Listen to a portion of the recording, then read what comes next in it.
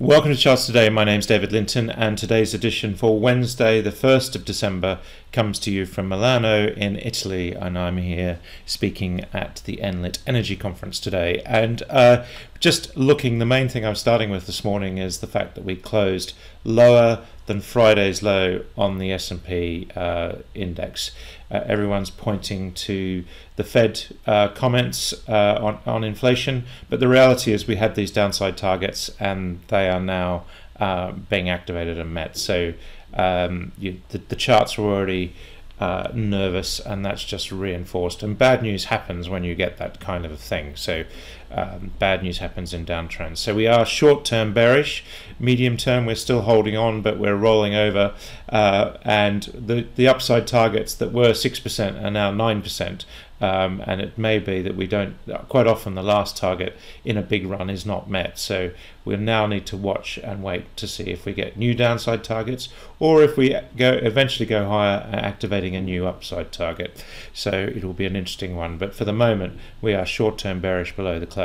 Remembering this is my weekly, my daily, and my 60-minute chart, weekly, long-term, medium-term, and short-term view of the market with the corresponding point and figure targets. And if we're above the cloud, we're bullish. If we're below the cloud, we're bearish. So here on the S&P 500 index, we're bearish. Quick look at currencies first of all. The dollar actually looking quite strong. We've seen a couple of potential doji stars there on the weekly chart. And have seen that spike on the Fed comments yesterday, but it's quite interesting that the dollar strength, the trend is still very much longer term bullish. The euro therefore is weaker. We're sitting at 113, that trend lower, and we expect 2022 to be a tough year for the euro given that chart against the dollar.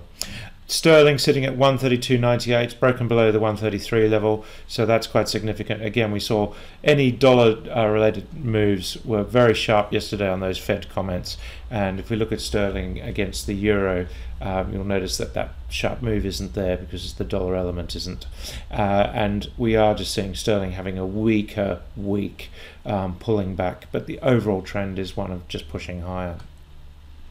Bitcoin looking stronger, sitting at $57,000. Ethereum, which actually hold, is nudging new highs. So cryptocurrency is starting to look strong again. This $83,000 target is very much the one that's in train. We do have a downside target, but we will see new upside targets building with any recovery there. So watch that. We talked about the S&P 500 index at the start. The Nasdaq also interestingly not breaking below Friday's low, so tech is looking better, and we are seeing the futures this morning a potential relief rally there, of 0.75% higher on the S&P, and the Nasdaq E-mini 1% higher. So even though we made that lower low and that's significant, it does look like we will recover some ground today, but the fact that we closed lower does now hang over us. The VIX volatility is down 7% to 25, still at pretty high levels given where it's been. So the fear index is still above that trend there. The FTSE future is up this morning. The DAX in Germany up 2/3%, and the CAC Quarante up 0.5%. But these markets all looking pretty bearish on the short term below the cloud. They love their sirens here in Italy. That's one thing I've noticed a lot. Looking at the Japanese market, we were up 0.4%. And the Hang Seng is actually up 0.75%, but it doesn't change the fact we're bearish on all three charts there. And the Sensex in India was up 0.8%, so a bit of a bounce there, and getting ready for a new upside target on that move. So India is still looking pretty strong. The Aussie market was down 0.25%. We'll look at the energy mix in a minute. Looking at soft commodities, sugar up 1%, wheat up 1.3%. Lots of upside targets here, so we will see inflationary pressures building from a lot of these commodities going higher. Gold sitting at $17.78, just can't hold that $1,800 mark. Interestingly, it didn't really jump on that inflation news. We're seeing palladium up 0.9%, so but still the trend's lower there. And of course the 10-year yield sitting at 1.5%. We were worried yesterday that we might fall through that low 140 and deactivate these upside targets to 0.1%.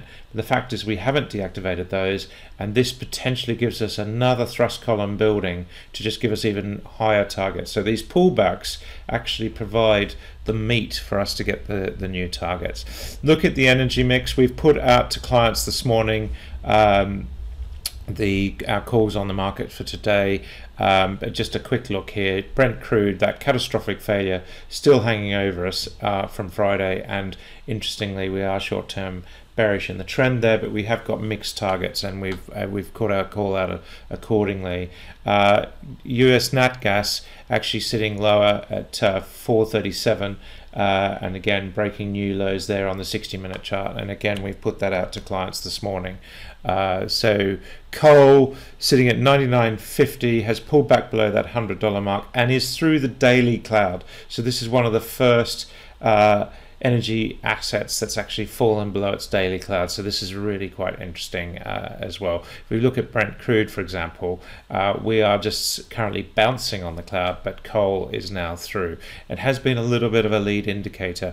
Emissions still look pretty strong, holding that 75 level, and we've got nice little upside targets, and certainly a few more here, but quite a lot of targets were to the mid 70s. The next one is in the 80s, so we've got maybe a potential pullback, but for the moment it's bullish, and again, one of the few energy assets that's making a new high. Looking at NBP, down slightly this morning. TTF is up 1%. Interesting how gas prices fell away yesterday. Again, we put our call out for today to clients, and German power up 0.5%, looking a bit stronger than gas. That's it for today. Until tomorrow, happy charting. See you then.